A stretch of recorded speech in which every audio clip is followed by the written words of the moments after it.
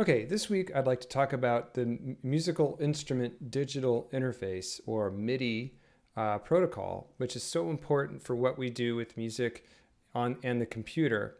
It was developed in the early 1980s after a conglomerate of musical instrument manufacturers like Akai and Roland and Yamaha. They got together and decided that they'd like all of their gear to connect to each other easily.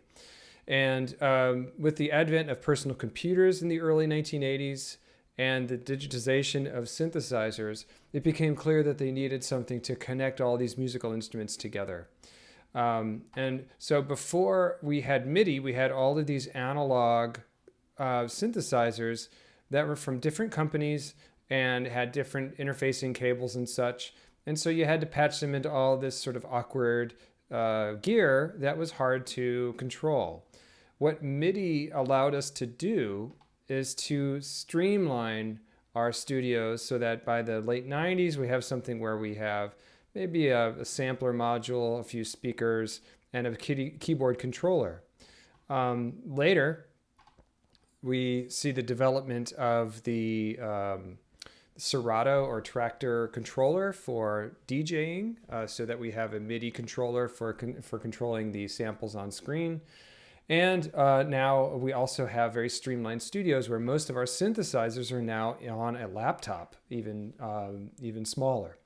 So MIDI allows us to be very interactive and very efficient with our sounds.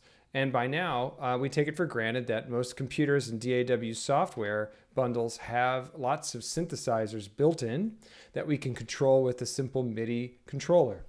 I have a controller here that I have also used to demonstrate in class. It allows me to connect a simple MIDI controller that is inexpensive and lightweight, and allows me to interface with synthesizers in a digital audio workstation like GarageBand in a musical way.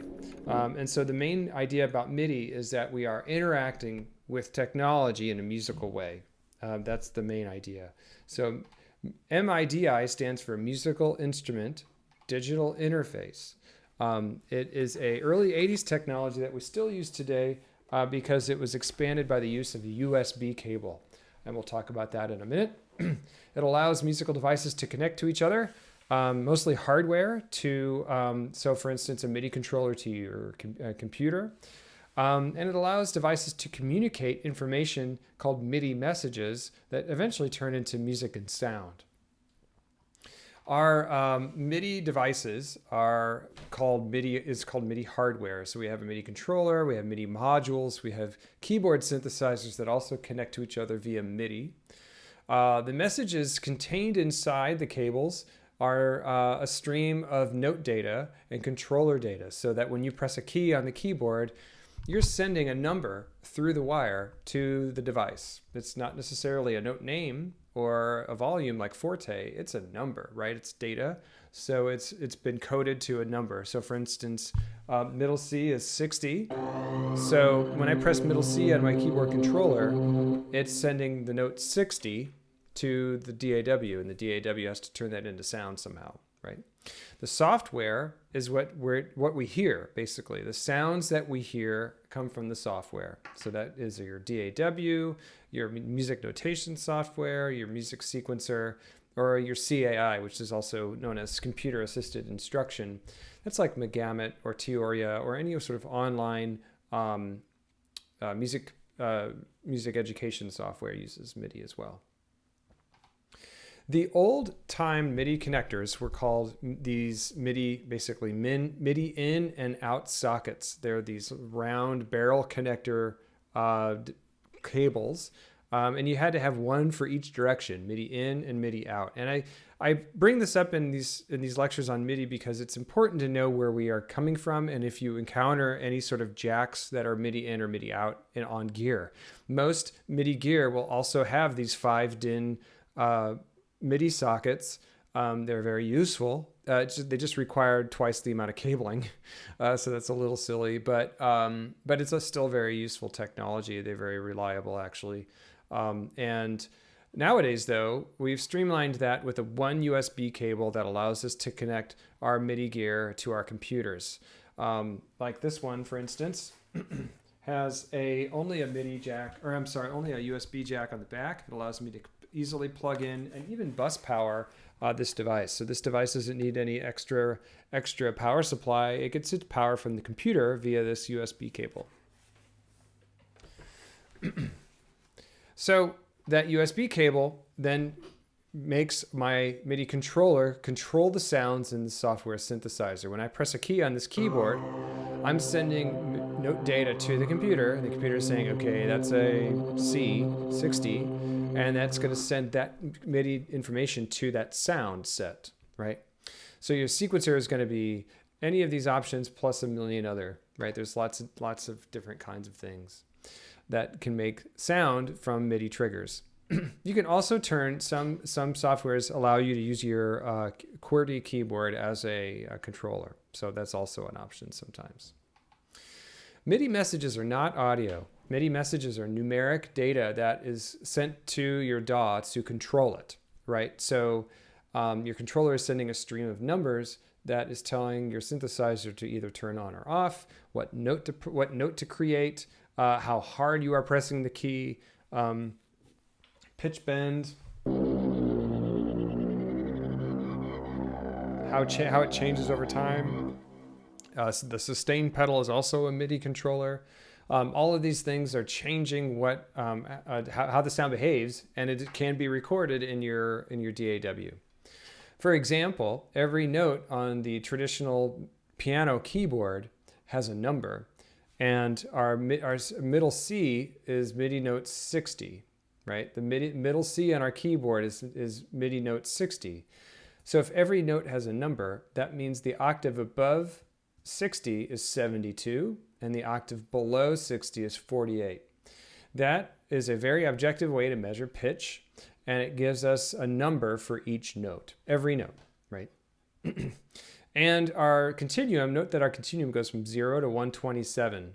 So that's 128 data points that our MIDI data range can use. So for instance, if we think about panning is left to right. So pan left is 0, pan right is 127. So 64 is right in the middle. So if we pan at 64, it's going to be center. If we pan 0, it'll be left. Velocity, for instance, or sustain pedal, right? If the sustain pedal is off, that means it's at 0. If it's all the way down, it's at 127. Note velocity is the same. Note velocity is basically how hard you press the key.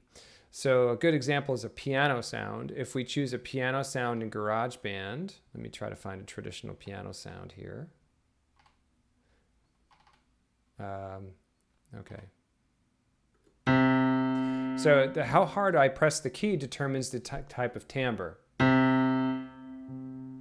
So you also get a little bit of percussion at the beginning if you strike it hard. If you strike it soft,